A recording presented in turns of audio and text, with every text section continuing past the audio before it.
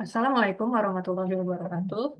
Pada kesempatan kali ini, kami akan mempresentasikan hasil diskusi kami mengenai usaha kami yaitu Bykris atau Bayam Crispy dan penerapannya pada aplikasi Odoo. Sebelumnya, kami akan memperkenalkan diri.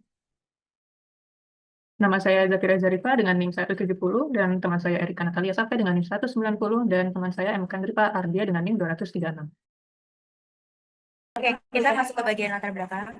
Kenapa sih kita milih di sini? Yaitu karena Bangladesh itu dipilih karena tren cemilan sehat terus meningkat di Indonesia, sementara konsumsi masyarakatnya masih rendah. Nah, jadi Pepes Bayam jadi inovasi untuk menghadirkan sayuran dalam bentuk cemilan yang lebih menarik dan praktis.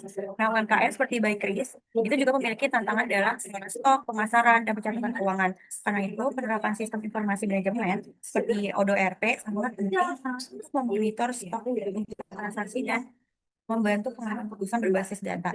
Jadi melalui pemanfaatan sistem informasi, Bakeries dapat beroperasi lebih efisien, terstruktur, dan mampu bersaing di pasar makanan Indo. Oke, selanjutnya kita masuk ke bagian keunggulan dari Bakeries sendiri. Yang pertama, gunakan bayam segar dan berkualitas, proses produksi higienis, tekstur renyah dan tidak berminyak, dan memiliki beberapa varian rasa beragam. Dan selanjutnya kemasan menarik dan kedap suara. Dan yang terakhir adalah harga terjangkau semua kalangan. Selanjutnya ada peran anggota dari Bikers itu sendiri apa sebagai pemilik tiga, yaitu ada produksi, pemasaran, dan administrasi keuangan. Jadi untuk produksinya itu nanti bakal mulai bahan baku, mulai dari cucian, gorengan, penirisan hingga pengemasan produk agar kualitasnya tetap terjaga. Terus untuk pemasaran itu sendiri, kan mengelola promosi melalui media sosial, membuat konten, dan pelanggan, serta mengatur penjualan di marketplace. Selanjutnya, untuk bagian administrasi dan keuangannya itu bakal mencatat pemasukan dan pengeluaran, menghitung biaya produksi, dan membuat laporan keuangan, lalu menjaga kestabilan arus kas. Selanjutnya kita masuk ke bagian riset pasar dan analisis kebutuhan.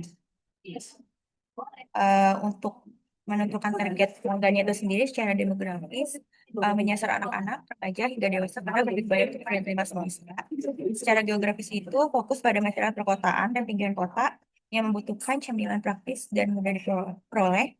Secara psikografis yaitu ditujukan untuk konsumen yang peduli makanan sehat, namun tetap ingin cemilan yang enak dan praktis untuk aktivitas sehari-hari. Selanjutnya untuk analisis pesaing itu dibagi menjadi dua, pertama pesaing langsung dan pesaing tidak langsung. Jadi bentuk pesaing langsungnya itu produsen keripik bayam lokal dengan harga terjangkau, namun kualitasnya itu sering tidak konsisten. Selanjutnya pesaing tidak langsungnya itu seperti keripik singkong, kentang, dan cemilan modern yang memiliki brand kuat, tetapi dia tuh nggak fokus pada konsep cemilan sehat. Selanjutnya ini kita masuk ke bagian visi, misi, dan tujuan. Visi dari Bikers itu sendiri menjadi produsen cemilan sehat alami, inovatif, dan berkualitas. Dan untuk misinya itu menghadirkan cemilan sehat berkualitas, memiliki inovasi varian rasa yang beragam, dan memanfaatkan teknologi digital sebagai sarana pemasaran dan distribusi. Selanjutnya menjalin hubungan dengan pelanggan, dan yang terakhir itu menjamin pasokan bahan baku berkualitas. Nah, ini untuk ini dan ini kita masuk ke bagian tujuan. Karena itu tujuannya dibagi menjadi ada tujuan jangka pendek dan panjang. Yang pertama, jangka pendeknya itu meningkatkan penjualan 20-30% per kuartal melalui kemasan digital dan perluasan distribusi. Yang kedua, memperkuat kehadiran di media sosial dan meningkatkan interaksi pelanggan. Dan yang ketiga itu menghadirkan minimal 2 varian rasa baru dan 1 tahun dan dalam mendorong pelanggan tetap melalui CRM. Nah, untuk jangka panjangnya yaitu membangun Bakery sebagai brand cemilan sehat yang dikenal semua kalangan. Yang kedua itu memperluas distribusi dan meningkatkan kapasitas produksi dengan peralatan modern dan yang terakhir memperoleh sertifikat halal untuk meningkatkan kredibilitas dan akses pasar. Selanjutnya ini ada beberapa strategi dari Bakery itu sendiri. Dari strategi produk atau produknya itu fokus utamanya itu pada cemilan sehat dan dengan bahan bayam organik. Terus proses pengolahannya rendah minyak untuk menghasilkan teksturnya dan lebih sehat, dan inovasi varian rasa. Bisa selanjutnya itu ada kemasan terbuat modern, informatif, dan higienis. Dan itu untuk strategi pemasarannya sendiri, yaitu yang pastinya menggunakan media digital dan membuat konten promosi, yaitu berupa foto, video, testimoni, dan promo musiman. Terus yang ketiga ada kolaborasi dengan food influencer. Dan yang keempat mengadakan program promo. Dan yang kelima itu mengikuti bazar UMKM, memperluas pengenalan produk. Selanjutnya, untuk strategi operasional sendiri itu bekerja sama dengan pemasok terpercaya untuk pasokan bayam segar. Produksi disesuaikan dengan permintaan untuk menghindari stok berlebih. Dan yang ketiga, pembagian peran jelas, baik itu produksi, pemasaran, maupun aktivitas keuangan. Dan selanjutnya, melakukan reinvestasi pada peralatan, pengembangan produk, dan peningkatan kapasitas produksi. Dan yang terakhir, mengurangi biaya melalui produksi efisien dan minim limbah. Berikut ada perencanaan anggarannya. Jadi ini ada estimasi modalnya, ada biaya tetapnya, yaitu eh, totalnya 663.000, dan biaya produknya itu 170, dan biaya variabelnya itu 134.500. Nah, ini untuk biaya operasionalnya sendiri yaitu kurang lebih totalnya itu 400 sampai 700.000. Untuk proyeksi pendapatannya itu sendiri, baik disusun dari data penjualan yang sebelumnya berada pada kisaran 1.710 sampai 2.655.000 per periode, dengan peningkatan pemasaran digital dan perluasan distribusi pendapatan diprediksi naik menjadi 3 juta sampai 5 juta per bulan.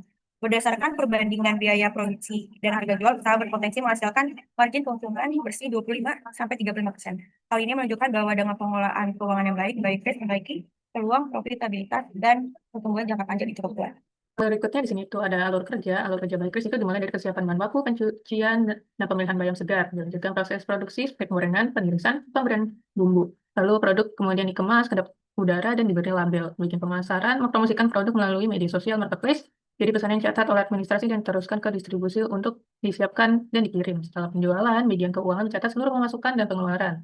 Lalu di sini ada struktur organisasi yang yaitu untuk ketua tim dan keuangan, itu saya sendiri bertugas memastikan kegiatan tim berjalan sesuai rencana, mengkoordinasikan anggota, mencatat pemasukan dan pengeluaran, penyusunan laporan keuangan, serta mengontrol arus kas. Lalu untuk bagian produksi dikerjakan oleh MK Andripa, yaitu untuk menangani seluruh proses pengolahan bahan baku hingga menjadi produk siap jual, mulai dari pencucian, penggorengan, penirisan, hingga pengemasan. Lalu untuk pemasaran itu dikerjakan oleh Erika yang ditanggung jawab untuk pemasaran, meningkatkan daya tarik, dan penjualan produk baik Kris. Bertugas membuat konten promosi, mengatur unggahan media sosial, dan merespon kebutuhan pelanggan. Berikutnya, di sini itu ada studi kasus normal case-nya. Di sini untuk bagian penjualan sales, pelanggan tetap melakukan pembelian secara rutin meskipun tidak ada lonjakan permintaan. Baik Kris menghasilkan penjualan sebesar 3.600.000 sekian pada awal merintis. Lalu untuk inventorinya, stok bahan baku dan stok produk berada pada jumlah yang aman dengan perputaran barang yang teratur, produksi berjalan sesuai kapasitas harian yang biasa dan tidak ada kekurangan atau kelebihan stok yang berarti. Berikutnya, untuk tindak lanjutnya sendiri yaitu menjaga penjualan stabil dengan mempertahankan hubungan pelanggan dan memastikan proses order tetap lancar, mempertahankan level stok aman, mengoptimalkan integrasi sales dan inventory, merencanakan pengadaan secara presisi, dan memantau KPI kunci seperti penjualan bulanan, perputaran stok, dan ketersediaan barang, dan menyiapkan rencana antisipasi jika terjadi perubahan permintaan mendadak. Untuk implementasinya sendiri, untuk TPS-nya yaitu sistem mencatat transaksi penjualan rutin dari pelanggan tetap secara stabil per bulannya. Lalu setiap pesanan yang masuk otomatis mengurangi stok produk, jadi mengatur alur pengeluaran barang. Untuk MIS-nya, laporan dari kedua modul membantu memastikan bahwa kondisi operasional berjalan sesuai rata-rata normal perusahaan. Untuk DSS, sistem membantu memprediksi kebutuhan restock dan menghindari kelebihan stok akibat permintaan yang tidak meningkat. Untuk IS, yaitu memudahkan manajemen melihat bahwa performa penjualan dan persediaan berada pada situasi yang normal atau sehat. Berikutnya, untuk base case-nya, untuk penjualannya, permintaan Baikis meningkat pesat, terutama karena promosi berjalan efektif dan banyak pelanggan melakukan pembelian ulang. Penjualan naik signifikan menjadi 5.600.000 sekian pada bulan berikutnya. Dan untuk inventory, perputaran barang sangat cepat dan tidak ada produk yang mengendap lama. Jadi inventory mengalami peningkatan stok dari bulan sebelumnya karena ada peningkatan permintaan. Next. Selanjutnya yaitu meningkatkan kapasitas produksi agar pesanan terpenuhi, percepatan pembelian bahan baku dan tambahan safety stock, perketat monitoring stok, mempercepat proses order di sales untuk menghindari backlog, memprioritaskan distribusi, lalu lanjut promosi efektif untuk menjaga momentum permintaan. Lalu untuk implementasinya dari TPS, yaitu mencatat lonjakan transaksi penjualan secara real time, memperbarui stok setiap kali order masuk agar pergerakan barang tetap akurat. Untuk MIS-nya menyediakan laporan penjualan harian, menampilkan laporan perputaran stok yang lebih tepat dari kondisi normal. Untuk DSS, menganalisis tren permintaan untuk menentukan penambahan produksi dan pembelian bahan baku, membantu menetapkan stok pengaman atau safety stock. Lalu untuk IS-nya memudahkan eksekutif memantau dampak promosi terhadap peningkatan performa bisnis. Next. Ya, bagian sales itu Baikris menurun drastis karena persaingan harga, berkurangnya minat pelanggan, atau promosinya kurang efektif. Jadi volume penjualan pada bulan berikutnya mengalami penurunan sehingga hanya menghasilkan 2.197.000. Untuk inventorinya, produk tidak habis terjual sehingga stok menumpuk di gudang dan perputarannya sangat lambat. Bahan baku yang sudah dibeli beresiko rusak jadi tidak segera digunakan sehingga menambah potensi kerugian. Berikutnya, untuk tindak lanjutnya sendiri, perbaiki strategi promosi agar penjualan naik kembali, mengeluarkan stok menumpuk melalui diskon atau bundling, kurangi pembelian bahan baku, menurunkan kapasitas produksi sementara untuk mencegah overstock, dan mengendalikan arus kas. Lalu untuk TPS-nya mencatat penurunan transaksi penjualan secara real time, menunjukkan stok menumpuk karena sedikitnya pesanan masuk. Untuk MIS-nya memberikan laporan penjualan yang menurun tajam dibanding periode sebelumnya, menampilkan laporan stok meningkat dan perputaran barang yang sangat lambat. Untuk BSS, menganalisis penyebab turunnya penjualan, memberikan rekomendasi seperti diskon bundling atau pengurangan produksi. Untuk IS-nya, memudahkan eksekutif memutuskan penyesuaian produk anggaran dan strategi pasar. Berikutnya. Dari monitoring pelaksanaannya sendiri, dari pengumpulan data, itu dilakukan dengan mencatat penjualan, pergerakan stok, penggunaan bahan baku, dan output produksi, lalu menyusunnya dalam laporan untuk memudahkan analisis dan evaluasi usaha. Untuk biaya, pemantauan biaya ini dilakukan dengan memeriksa seluruh pengeluaran di modul purchase dan accounting, serta membandingkannya dengan pendapatan untuk memastikan efisiensi.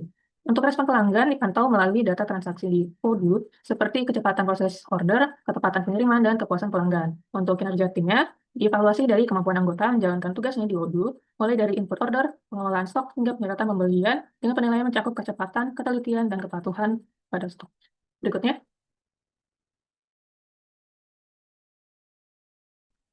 Selanjutnya ada strength and weakness. Pertama dulu strength. Kualitas produk konsisten. Penggunaan bayam segar, teknik penggorengan yang tepat, dan bumbu terukur menjaga teksturnya serta rasa stabil dengan feedback konsumen yang positif. Yang kedua, strategi pemasaran digital efektif. Promosi di Instagram, TikTok, dan Marketplace meningkatkan exposure ditandai kenaikan penjualan hingga 5.694.300 melalui konten visual dan promo bundling. Yang ketiga, pencatatan keuangan lebih teratur. Melalui pencatatan manual dan sistem sederhana, arus pemasukan dan pengeluaran lebih terkendali sehingga posisi keuangan mudah dipantau. Yang terakhir ada pembagian tugas tim berjalan baik. Pembagian peran produksi, pemasaran, dan keuangan berjalan sesuai struktur sehingga operasional harian berjalan lancar. Selanjutnya ada weakness. Fluktuasi penjualan yang tinggi. Penjualan dapat naik drastis pada skenario terbaik, namun turun tajam pada skenario terburuk hingga hanya 2.197.000. Ini menunjukkan ketergantungan besar pada promosi. Manajemen stok belum optimal. Pada skenario terburuk, stok menumpuk dan perputaran barang sangat lambat, menyebabkan resiko produk melempem atau bahan baku rusak. Promosi tidak konsisten. Periode tanpa promosi menyebabkan penurunan drastis. Hal ini menandakan bahwa brand awareness belum kuat, sehingga keberhasilan sangat bergantung pada promosi musiman. Next. Root cause, penjualan menurun, promosi tidak dilakukan secara terjadwal, keterbatasan variasi konten pemasaran, target pasar terlalu luas, belum diperjelas segmennya, stok menumpuk, produksi tidak disesuaikan dengan tren permintaan, tidak adanya forecasting penjualan berbasis data bulanan, tidak ada sistem safety stock dan maksimum stok, kinerja pemasaran tidak stabil, tidak ada kalender konten marketing, minim evaluasi terhadap performa konten dan platform. Apakah perlu pivot dan optimasi? Baikris tidak perlu melakukan pivot produk, tetapi membutuhkan optimasi signifikan, terutama melalui peningkatan pemasaran digital dengan konten harian dan iklan ringan, penambahan varian rasa musiman, serta penyediaan pilihan kemasan baru seperti paket kecil yang lebih terjangkau dan paket besar untuk kebutuhan keluarga. Apakah strategi saat ini masih relevan? Secara umum, strategi produk pemasaran digital dan operasional masih relevan karena fokus pada kualitas dan promosi digital. Namun, strategi yang ada belum mampu menciptakan stabilitas penjualan jangka panjang karena belum memiliki segmentasi pasar yang jelas. Perencanaan konten yang berkelanjutan, sistem forecasting penjualan, serta integrasi penuh antara produksi, inventory, dan sales. Apakah SOP masih relevan? Produksi perlu menambahkan aturan kapasitas harian berdasarkan permintaan mingguan. Inventory harus ada ketentuan safety stock dan jadwal stok opname. Pemasaran perlu SOP, konten, kalender, respon pelanggan, dan jadwal promosi. Keuangan perlu standar laporan mingguan atau bulanan, bukan hanya per periode tertentu. Next. Berikutnya ada penyempurnaan strategi. Strategi produk menambah varian rasa baru dan meningkatkan kualitas kemasan. Strategi pemasarannya membuat konten kalender dan menjalankan promosi rutin termasuk kolaborasi mikro influencer. Strategi operasional menerapkan forecasting berbasis data dan melakukan stop nama berkala. Strategi keuangan menyusun laporan bulanan dan mengalokasikan anggaran promosi minimal 10% dari penjualan. Revisi SOP. SOP produksi. Produksi disesuaikan dengan permintaan mingguan dan memiliki batas produksi maksimum. SOP inventory. Menerapkan safety stock 20% dari penjualan rata-rata dan penggunaan bahan baku berbasis FIFO. SOP pemasaran. Konten diunggah 4-5 kali per minggu dan respons chat maksimal 5 menit saat jam operasional. SOP keuangan. Penjualan dicatat harian dan laporan keuangan dibuat setiap akhir minggu serta akhir bulan.